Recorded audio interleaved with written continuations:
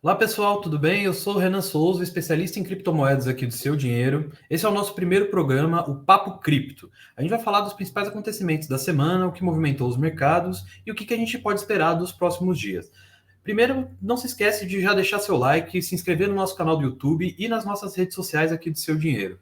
Se inscreva principalmente na nossa newsletter, você vai receber as principais notícias para você se preparar para o dia na Bolsa e se preparar para os seus negócios, é claro. O link para todas essas redes sociais e para nossa newsletter vai estar na descrição do vídeo. Já deixa seu like, deixa seu comentário e, bom, ninguém melhor para o nosso primeiro programa que o CEO da Hashdex, o Marcelo Sampaio. Tudo bom, Marcelo? Tudo bem, Renan? Como é que você está? Prazer estar aqui. Tudo certo, maravilha. A Hashdex, né, como vocês sabem, é uma gestora focada em criptoativos. Né? A primeira vez que eu falei com o Marcelo foi no lançamento do Hash 11, né, o primeiro ETF de criptomoedas da Bolsa Brasileira. O Marcelo estava correndo meio ofegante, assim, foi um dia muito intenso, né? Então, vamos começar por aí, né? Como é que você entrou no mundo das criptomoedas, Marcelo? E, cara, eu acho que eu estou ficando velho no mundo de cripto, né? Assim, isso é uma brincadeira, óbvio que cripto é muito recente, mas eu entrei em cripto em 2011. Literalmente por acaso, assim, né, navegando na internet, me deparei com um fórum, né, que as pessoas discutiam assim, muito apaixonadamente se esse negócio era dinheiro, não era dinheiro, e assim, textos grandes, escritos, super bem escritos. Aí aquilo me entregou e me levou pro tal paper do Satoshi Nakamoto, que quando eu li, eu falei, não sei se esse negócio dá certo, mas eu acho que esse cara ele descobriu alguma coisa, né? E desde lá, assim, eu fiquei super envolvido, assim, realmente eu falo que eu tive tempo para ter uma educação completa, né? Assim, enfim, minerei, investi, enfim, estudei a beça, assim, conheci um monte de gente que estava criando, né? As empresas de cripto que hoje estão aí, quer dizer, assim, então eu tive esse privilégio de ter entrado cedo para ter tempo e ganhar, eu acho que uma convicção de que cripto tinha um espaço assim enorme no futuro. Você viu essa criança crescendo, né? Vamos dizer assim. Vi, era um bebezinho, assim, hoje ainda está bem na infância ainda, hoje deve estar com uns 3, 4 anos de idade ali, mas está no caminho Legal. bom. Legal, legal. Bom, vamos falar do caminho bom então, né? Logo de uma vez. Os principais destaques da semana, Marcelo, né? Vamos começar pelo principal destaque, né? Que é o Bitcoin voltando ao patamar dos US$ 50.000, né? Não sem muito esforço, muito esforço mesmo, né? Nos últimos dias, o Bitcoin chegou a patinar aí pelos 47 mil, 49 mil, isso depois de operar muitas semanas abaixo dos 45 mil, né? Isso porque o Bitcoin nesse ano atingiu as máximas históricas e zerou as perdas no ano em determinado momento, né? Então, Marcelo, o que você acha que mais influenciou o preço do Bitcoin nessa semana e o que a gente pode esperar para os próximos meses? Olha, só uma coisa difícil demais para mim, porque a gente não olha isso semana a semana, nem dia a dia, nem mês a mês quase, assim, né? O nosso approach é realmente muito de longo prazo, né? Assim, principalmente porque a gente não sabe quantas as blockchains podem valer. A gente sabe que elas podem valer muito, principalmente quando você compara com alternativas, né? Qual o tipo de problema que a gente está falando de Bitcoin, que tipo de problema o Bitcoin resolve, né? Então, o Bitcoin foi para um caminho de reserva de valor. Então, fatalmente, você compara o tamanho de Bitcoin com outras reservas de valores que existem, sendo talvez o ouro a mais direta, mas em reserva de valor você tem um monte. Você tem arte, você tem imobiliário, você tem dólar. O dólar hoje é a grande reserva de valor, né? Então, o supply de dólar, né? Você tem bonds, você tem uma série de... Você tem um mundo enorme que na casa de centenas de trilhão de dólares, né? E quando você olha para o Bitcoin é um ativo hoje que, ainda que ele tem características técnicas, assim, até quando você compara reserva de valor por reserva de valor, isso é super acadêmico, assim, Bitcoin tem características superiores, bastante superiores às reservas atuais, inclusive o ouro, né? E independente do que acontece para frente, se ele vira uma reserva viável ou não, mas eu acho que a gente tem que modelar ele como uma reserva possível e cada vez mais possível, né? Então a gente olha esse fenômeno com um zoom out tremendo. Quando você dá o zoom out, né, em Bitcoin, quando você olha isso na casa de alguns anos, né, no agregado de uns 3, 4 anos, você vê que é um ativo ganhador, né? Então, Bitcoin hoje está nos US$ 50.000. Eu posso te falar especificamente das questões, assim, né, da mineração crescendo, do número de usuário crescendo, né? Você tem algumas notícias favoráveis, quer dizer, próprios Estados Unidos, né, indo num caminho de regulação, né? Assim, então, hoje você vê, assim, Bitcoin é um assunto, Bitcoin e cripto, de maneira geral, é um assunto corrente para a SEC. Não é uma coisa que ela comentou ali, aqui, não. Toda semana tem notícias. Você tem, basicamente, o chairman da SEC, que é a CVM americana, é o ex-professor de cripto do MIT, né? Então, isso tem que querer dizer alguma coisa também. Então, assim, você tem uma série de dinâmicas, né, que de algum jeito levam o Bitcoin a estar mais ou menos, mas assim, a gente realmente na Hashdex, a gente não tem esse approach de querer fazer uma avaliação específica, assim, tinha que estar tanto, assim, ninguém sabe o valor, mas a gente sabe que o valor, assim, tende a ser grande se tiver uma adoção grande que vem se confirmando ao longo do tempo. Uhum. Quando a gente dá esse zoom out, como você falou, o Bitcoin ele é até um pouco mais resistente à própria inflação também, né? Que vem disparando tanto no Brasil quanto nos Estados Unidos, né? A gente fala que para você modelar reserva de valor, e de novo, acho que esse é um tema importante hoje, né? Porque a gente hoje imprimiu tanto dinheiro, né? As economias vêm imprimindo tanto dinheiro, né? Que não sei se, né, historicamente isso dá inflação, mas o ponto é que independente se dá ou não dá, só de existir a narrativa de inflação, você tem que modelar a reserva de valor, né? E aí, quando você modela a reserva de valor, você vai olhar o que tem de reserva de valor hoje. E, sem dúvida, o Bitcoin é uma alternativa cada vez mais viável, né? Então, ele realmente vem se mostrando um bom hedge para a inflação, mais do que inflação, assim, mas nos mercados em si também, né? Legal, bacana. E Marcelo, nessa mesma semana a gente também teve o John Paulson, que falou que o Bitcoin e outras criptomoedas são uma bolha financeira. Para você que está ouvindo a gente que não conhece o John Paulson, ele é o cara que ficou famoso por prever a crise financeira de 2008, aquela crise imobiliária, a crise do subprime, né? Essa acusação, Marcelo, de que o Bitcoin e outras criptomoedas, ela é muito comum. Muita gente fala que o Bitcoin é esquema de pirâmide, é uma bolha financeira. Qual que é a sua opinião sobre isso? Quando eu falo assim, é uma bolha financeira, qual delas, né? Assim, Bitcoin, assim, se você pegar, dependendo da forma como você define bolha, assim, mas nos últimos 10 anos tiveram 22 bolhas, né? Então, será que é mais uma? Mas então, essa bolha, se ela explode e volta, é bolha, não é bolha, né? Porque tulipa, né, quando você explode, explode uma vez só, né? Então, Bitcoin tá aí, quer dizer, essa coisa vai bem. Olha, eu tenho uma admiração enorme pelo Paulson, tá? Acho ele um cara fera, assim, realmente, assim, ele foi um, né, dos que conseguiu ver o subprime, assim, cedo, e ganhou uma convicção que era uma convicção difícil de ter na época, né? Porque você tinha que ir contra o mercado, né? E ser um contrarian é um custo enorme, principalmente para um cara estabelecido que nem ele e tal. Então eu tenho uma admiração enorme, é um super economista, um super investidor, assim. Dito isso, assim, me parece, tá, com todo o respeito, toda a referência que eu tenho por ele, que é o tipo de investidor que está tentando usar algo que ele conhece muito para falar de uma coisa que ele conhece muito pouco. Então me lembra, eu sempre dou esse exemplo que parece os físicos clássicos falando da mecânica quântica, né? Que era outra história, outra matemática, outra lógica, outro negócio.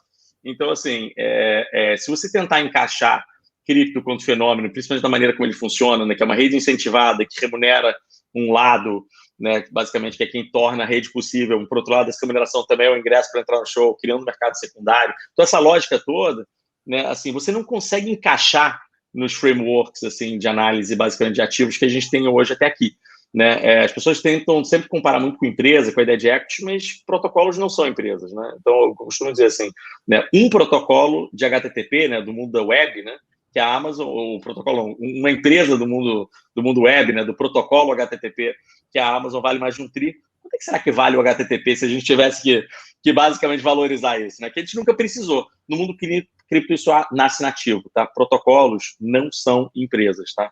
Então o Ethereum ele não concorre com a Amazon, a AWS, não concorre, assim, ele é um negócio que se ele realmente entrega essa promessa, ele tende a ser dominante e perene, que é a natureza de protocolos. Então, assim, eu, de novo, assim, respeito o Paulson à beça, mas eu acho que é mais uma daquelas situações que ele está tentando usar uma coisa que ele conhece muito para descrever uma coisa que é completamente diferente.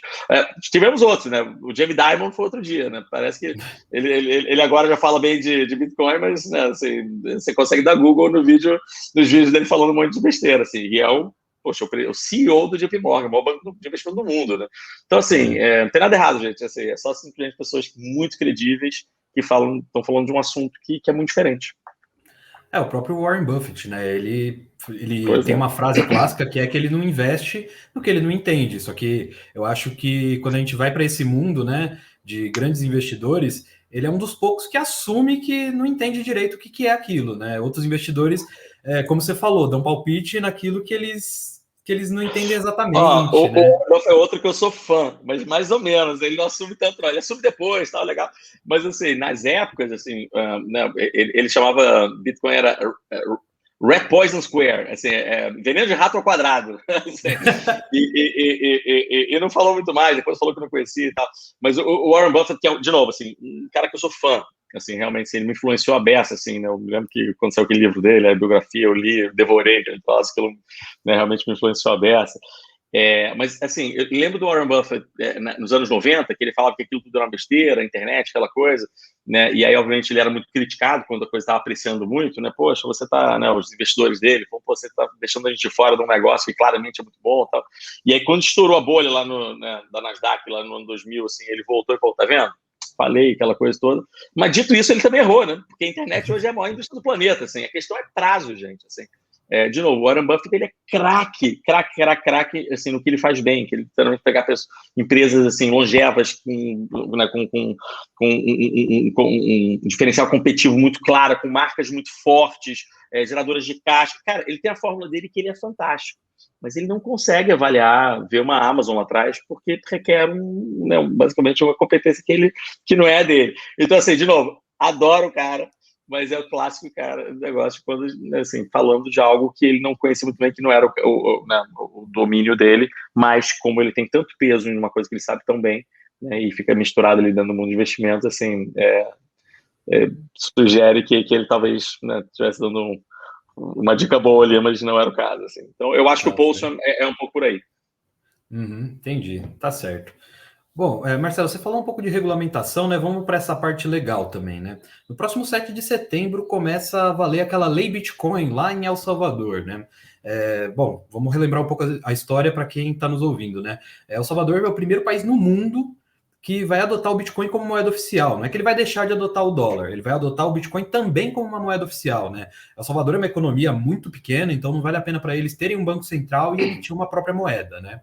E eles já adotavam o dólar como moeda do país, mas eles vão passar a adotar o Bitcoin também. A notícia pegou o mundo inteiro de surpresa, né? Ninguém esperava que um país, por maior ou menor que fosse adotar o Bitcoin como uma coisa tão nova, como você mesmo falou, uma criança que a gente nem sabe direito como é que funciona, não tem parâmetros, né, exatamente para a gente avaliar como é que ele funciona, e vai adotar, né? Teve a criação da carteira, teve aquela doação de bitcoins para a população, e a regulamentação de criptomoedas também está correndo nos países. Como você bem falou, a SEC lá nos Estados Unidos, a CVM americana, está de olho em criptomoedas. Aqui no Brasil, a gente está com uma regulamentação no Banco Central sendo avaliada para Bitcoin e outras criptomoedas. Então, Marcelo, a pergunta final que eu faço para você, assim, né, a pergunta de ouro nesse contexto até que ponto a gente consegue regulamentar criptomoedas, né? Vale lembrar que o Bitcoin ele foi criado para funcionar sem um banco central, sem um regulador por trás. Então, até que ponto a gente consegue regulamentar criptomoedas e se isso é bom, isso é positivo para o mundo de cripto, né? Olha, cara, assim, do meu lado, assim, eu gosto da ideia de free market, né, assim, de mercados livres, eficientes, aquela coisa, mas eu sou pró-regulação, assim, em algum nível, né? Então, hoje, você pega, assim, cripto, que é a grande característica desse mundo, assim, por justamente ser um mundo, né, a volatilidade é uma grande característica, por ser um mundo 24/7, né, não tem leilão de abertura, circuit breaker, leilão de fechamento, não tem regulação específica para prevenir, né, o que a gente chama dos bad actors, né, assim, e muito alavancado, quer dizer, aquela coisa toda, tem tanto um nível de manipulação, tá? Então, eu acho que tem algum nível de regulação, tá, que pode ser legal para organizar os mercados, tá? Mas, assim, eu acho que a grande sacada desse negócio não é que ele não tem que ter regra, tá? É que a regra é transparente e é imputada no código, né? Esse eu acho que é o legal, né? Então, se é um governo, né, que está sugerindo uma regra e tal, assim, eu acho que é legal, mas pensa que o governo, basicamente, ele representa a sociedade, né? E, basicamente, a sociedade, né, de algum jeito, assim, ela pode ser uma comunidade tão vibrante quanto a de um software livre, que é o que acontece hoje. Então, eu acho que essas governanças, elas vão talvez se misturar ao longo do tempo, elas vão virar coisas novas, né, que envolvem o governo de algum jeito, ou envolve que a gente está nessa sociedade nova. Mas, se você para e pensa, cripto é regulado, mas é regulado por essas comunidades, e essa regulação ela tem reflexo no código. Então, essa é uma resposta quase filosófica, essa pergunta, mas assim, eu acho que regulação, assim, né, se não for completamente intrusiva, restritiva, e uma regulação esclarecida, ela é bem-vinda, né? E a longo prazo eu acho que ela vai se dar de uma forma que vai basicamente entrar na governança das próprias criptos, das próprias blockchains, né? E ela vai ter um impacto direto no código. Eu acho que não necessariamente você vai ter aquelas instituições que vão ter que ficar basicamente tentando aplicar a lei. Eu acho que a lei vai estar aplicada já no próprio protocolo. Mas isso aí é um futuro muito para frente, assim. Acho legal, assim, a ideia de regulação para, de algum jeito, vamos dizer assim, tornar o mercado mais vibrante, mais acessível para um monte de gente. No caso de El Salvador, só porque você mencionou, nesse momento, a gente vai ter que... Isso é um experimento, né? Um experimento interessantíssimo, assim, eu acho que tem que estar de olho. Assim, mas nesse momento, a única coisa, eu acho que muito genial que eles fizeram até aqui, que foi um play de marketing maravilhoso, assim. Botou El Salvador no mapa de um jeito que eu acho que nunca antes foi, né? Tem gente se mudando para lá, por essa questão do Bitcoin, por essa ideia, assim, né? Porque tem uma ideologia associada e tal também. Eu achei que foi fantástico, mas agora temos que ver se realmente vai ter adoção, se vai dar certo. E é muito bacana que, se realmente isso virar um case positivo, um case de sucesso, você vai ver um monte de países copiando, assim, o que é bacana, assim, também. Vamos tomar esse caso de El Salvador como uma base, assim. Você acha que é possível um país com uma economia mais sólida, um país, por exemplo, como o Brasil mesmo, adotar o Bitcoin como uma das moedas oficiais? Olha, cara, assim, você tem países, né? Eu acho que o próprio El Salvador ele tem o dólar como moeda, né? O dólar não é. Eu acho que é dólar. Não, é dólar, sim. Assim, eu estou em dúvida, tem alguns países que são outros que não são, mas assim, desses países menores, assim, dólar não é uma moeda de El Salvador. Né? Acho que você pode discutir do sistema sociopolítico, que você tem um interlocutor, que é os Estados Unidos, então o El Salvador consegue dialogar com os Estados Unidos nesse sentido, consegue ganhar apoio político e tal, mas eu acho que mostra que é viável. Agora, historicamente, não é uma boa ideia, necessariamente, vamos dizer assim, quando você fica dependendo de um país. Eu acho que a Argentina, ela se arrepende, né, de ter vinculado basicamente a moeda dela ao dólar, né, assim, teve um problema enorme e eu acho que economias maiores, assim, acho que são mais susceptíveis, tá? Se Bitcoin pode ser esse cara, eu acho que sim, se você tiver uma predominância de muitos outros países ou muita gente adotando o Bitcoin, né, como moeda, assim, e aí eu acho que tem um tamanho, né, um capacity, claro, que é isso que a gente está falando, em países menores essa coisa funciona melhor, quando a economia é maior, assim, se você tem câmbio nos outros lugares, assim, isso pode ser mais complicado. Mas eu acho que o ponto da história é o seguinte, Bitcoin hoje não é moeda, assim, eu acho que isso é importante colocar, né? Bitcoin, ele nasceu para ser uma moeda alternativa, uma moeda descentralizada, nacionalizada, um projeto lindo, inclusive, assim, super bacana, assim, né? Se a gente consegue dizer, né? se ele consegue chegar lá, né? Pensa que a gente hoje tem um mundo que informação flui quase que de uma forma, né, apátrida, né? Tipo assim, e dinheiro por algum motivo não, né? Mas hoje ele não é. Hoje o Bitcoin foi por um caminho até muito mais de reserva de valor, né? Ser o ouro digital, vamos chamar assim, do que o aspecto de moeda. Não quer dizer que ele não possa virar um dia, mas hoje não é onde ele está. Né? Então, Bitcoin enquanto moeda, ele hoje não é uma moeda incrível, principalmente pela questão da volatilidade. Né? Se você realmente vive em dólar, né? Ou em real, assim, né? É difícil você colocar um preço do Bitcoin, porque hoje pode estar valendo R$100, depois pode estar valendo 200, depois pode estar valendo 50. Aí não funciona muito. Mas se você for na comunidade do pessoal mais libertário, eles vão falar que quem é volátil é o dólar. Assim, um Bitcoin vai ser sempre igual a um Bitcoin. Mas aí eu deixo a história se revelar ao longo do tempo. Mas eu acho que ainda não é um grande jogo ter uma moeda com Bitcoin. É legal ter essa alternativa, mas ainda não serve muito como meio de troca, para mim dito, para o dia a dia. Legal, isso aí é um papo para um outro programa, então. Vamos guardar filosofia esse pura, ponto né? para Isso gente. aí é coisa grande, exatamente.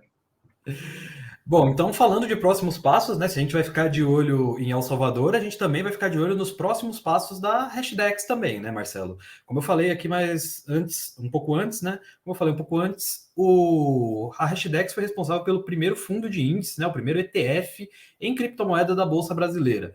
Mas não é só do Hash 11 que vive a Hashdex também, né? São 3 ETFs já no mercado.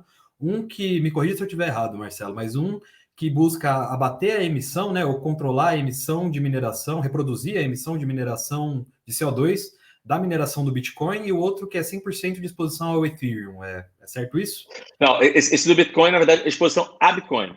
É que nem você comprar Bitcoin, mas só que na Bolsa de Valores. Só que ele tem uma componente que ele basicamente busca neutralizar o carbono que esse Bitcoin, que vai estar dentro do fundo, emite. Então, o BIT11, né, BITH11, né, que é o código do nosso ETF de Bitcoin lá na Bolsa, a ideia é que a gente propõe uma forma que não faça, assim, para quem quer comprar Bitcoin, ele agora pode comprar na Bolsa de Valores, mas é com todos os benefícios de segurança, de regulação, quer dizer, de simplicidade, daí vai. O outro, exatamente, é Ethereum, né, é o ET11, ETHE11, né, e é a mesma coisa para Ethereum, quem quer comprar Ethereum agora consegue comprar na Bolsa, né, e a gente tem o Hash 11, que é o índice, é o mercado como um todo.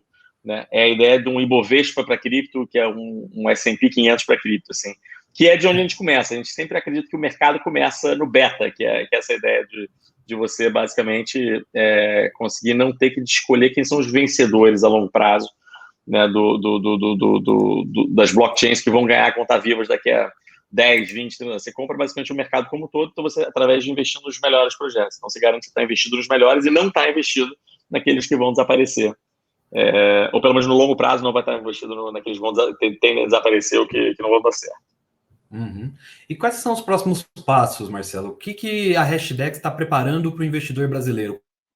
Qual produto vocês pretendem lançar nos próximos meses? Olha, eu não consigo falar, assim, eu não consigo falar de, né, tão específico do futuro, assim, porque tem questões regulatórias, né, assim, que passam por isso, a gente não pode falar, mas do que a gente pode falar, e até está acontecendo exatamente nesse momento, vai ser a nossa carta mensal hoje, é que a gente está, uma vez agora que a gente tem um ETF, né, quer dizer assim, para muita gente, a gente tinha fundos antes que davam exposição ao que agora virou ETF, né, então para muita gente começa a perder o sentido, né, você está via fundo num ativo que está disponível em bolsa, que você tem liquidez imediata, aquela coisa toda. Assim. E a gente, então, começa a entrar num mundo que a gente já vem estudando há um tempo, que é basicamente a gente trazer para o mercado, né, assim, fundos que investem aí discricionalmente assim, em ativos, né, e principalmente no balanceamento, né, do quanto você tem de cada ativo, assim, mas não restrito só aos ativos do ETF, mas assim, mais ativos cripto que só os que estão no índice. Né? Então a gente começa a trazer um fundo que vai ser uma gestão ativa, vai ser um long only, então vai ser o hashtag Crypto long only. Então esse é um fundo que na verdade a gente vai migrar o nosso fundo antigo para o fundo novo, obviamente dando oportunidade, né, de quem quiser ficar na tese do ETF, sair para o ETF, né, assim, mas quem quiser ficar dentro desse mercado e justamente tentar confiar que a gente consegue gerar o que a gente chama de um alfa, fica nesse fundo. O mais legal dessa história é que a gente traz essa brincadeira com o seguinte, falando, olha, esse investidor só paga performance no que foi gerado além do índice, né? Não tem essa história de performance sobre CDIs, performance sobre, assim, é literalmente o seguinte, você tem hoje um benchmark, que é o Nasdaq Crypto Index, né? E você vai ter esse fundo de gestão ativa, que basicamente ele só te cobra performance se a gente, como gestora, entregar mais do que o retorno que o índice entrega. Então, essa é uma novidade grande para a gente. Então, esse é um produto, e o outro produto é o que a gente chama de Crypto Hedge, que é basicamente a nossa alocação no índice, mas só que a lógica seria que a gente vai estar mais alocado no índice quando o mercado estiver positivo, e a gente vai estar menos alocado no índice quando o mercado estiver numa tendência de baixa. Né? Então, isso dando basicamente um retorno de risco ajustado melhor para o investidor que quer menos risco, quer menos volatilidade. Né? Então, esses são os dois produtos. Então, tem o Crypto Long Only, tem o Crypto Hedge, e os produtos vão tá vindo à tona no próximo mês.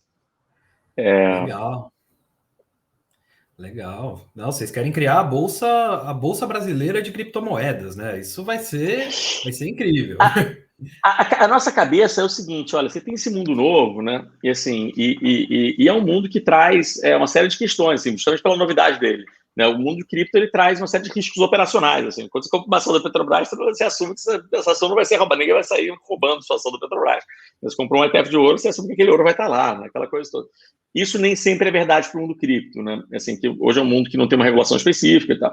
Então a gente traz essa coisa para o mundo regulado, traz essa coisa com toda segurança, traz essa coisa com simplicidade, que se você já está, né, na sua corretora, na XP, no BTG, no Modal, enfim, qualquer que seja, dali você consegue investir nesses mundos. Então a gente traz o que a gente chama desse acesso de qualidade. E aí a gente vai basicamente dando duplo clique nesse negócio ao longo do tempo, né? Então chega um momento que era para dar o acesso ao beta, daqui a pouco a gente vai começando a dar acesso a teses diferentes, daí vai. Mas a gente sempre começa no beta, no índice, que é onde a gente acha onde esse mercado começa. Então, é a nossa recomendação. Se você está começando em cripto agora, assim, nossa sugestão é que sempre você compre ou invista no mercado como um todo, né?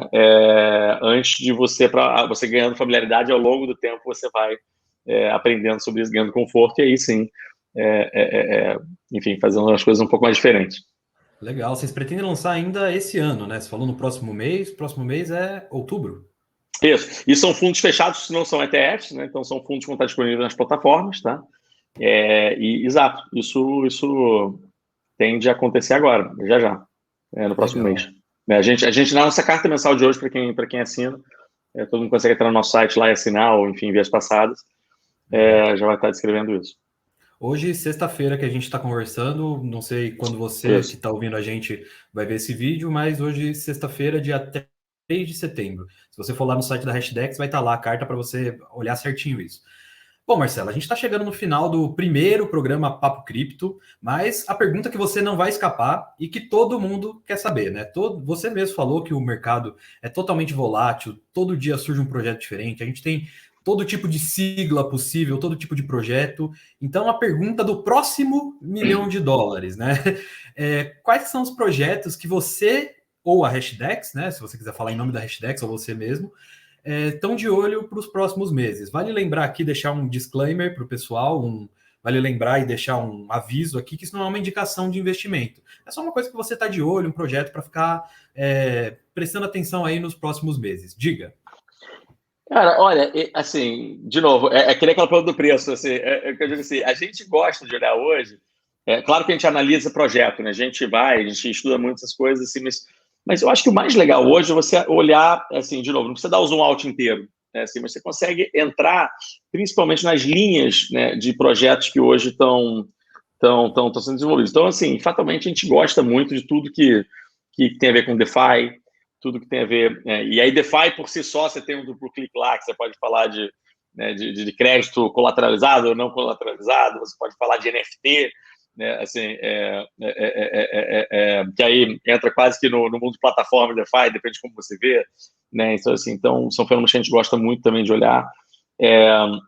A gente gosta muito desse pedaço todo de Web3, assim, que hoje ainda é relativamente menos falado, assim, tem muita coisa acontecendo, mas eu acho que a gente está realmente, assim, eu acho que NFT e DeFi, eu acho que estão capturando principalmente a cabeça do pessoal que está mais ligado em cripto, né? Porque, de novo, se a gente vai um pouco mais para cima, eu acho que Bitcoin e Ethereum são os dois ativos hoje que quem está olhando cripto tem que se debruçar e entender um pouco melhor.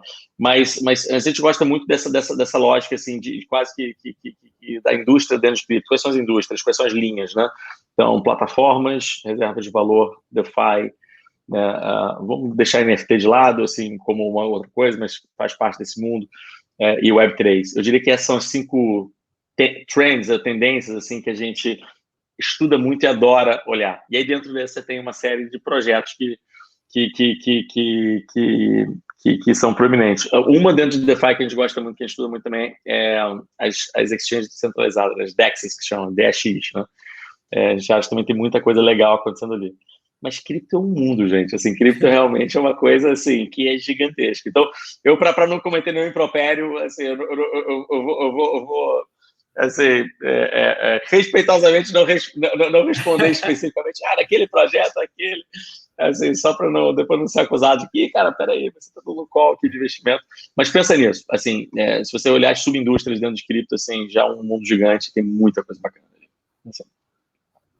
Legal, legal. É pensar como um universo, né? Não pensar como uma coisa muito, não pensar como uma estrela, né? Vamos dizer assim.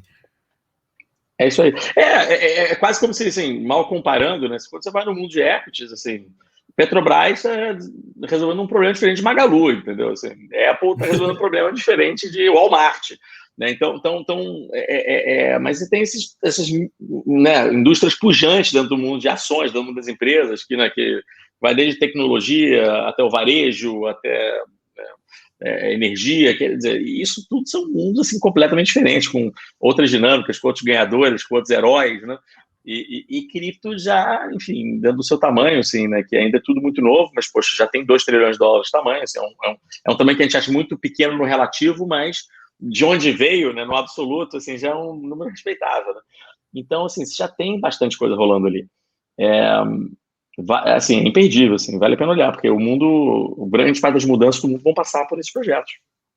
Legal, legal, bacana. Muito bom, Marcelo Sampaio, CEO da Hashdex, muito obrigado por participar do nosso primeiro Papo Cripto aqui. Queria agradecer o pessoal também que está vendo. Não se esqueça de se inscrever no nosso canal do YouTube, na nossa newsletter lá no site do Seu Dinheiro e no nosso Telegram. Marcelo, mais uma vez, muito obrigado por participar do nosso papo. Quer deixar uma última mensagem para o pessoal antes da gente se despedir? Obrigado a vocês todos, cara. Obrigado pelo convite. Prazer estar aqui. E para quem está assistindo a gente, assim, se interesse por cripto, estude. Assim, estude antes de sair, enfim, fazendo loucuras. Assim, não alavanquem, estudem, invistam e lembre que a gente fala uma frase, a gente fala muito, que é super caro, em cima da história ter zero de cripto, né? O que não quer dizer que vocês também precisam fazer loucuras com esse negócio e ter um monte, assim, tem retorno potencial assimétrico, tem um pouco, vão estudando bastante, vão conhecendo, cada vez vocês ganharem mais conforto, mais literalmente conhecimento do seu negócio, vocês comecem a fazer coisas mais sofisticadas, mas comecem. Muito bacana, muito legal essa mensagem, Marcelo. Bom, pessoal, você que está assistindo a gente, não deixa de conferir todos os temas que a gente tratou aqui. El Salvador, Bitcoin a 50 mil, Bitcoin como bolha financeira. A gente tem matérias, a gente tem conteúdo lá no site do Seu Dinheiro, mas eles vão estar linkados aqui também na descrição do vídeo. Não deixa de se inscrever em todas as nossas redes sociais. A gente está no Facebook, no Twitter, no Instagram, aqui no nosso canal do YouTube e deixa o sininho ligado para você não perder nada, nenhuma novidade que está aqui. Marcelo, muito obrigado mais uma vez. Pessoal, a gente vai ficando por aqui e ótimos negócios para todo mundo. Valeu, Marcelo.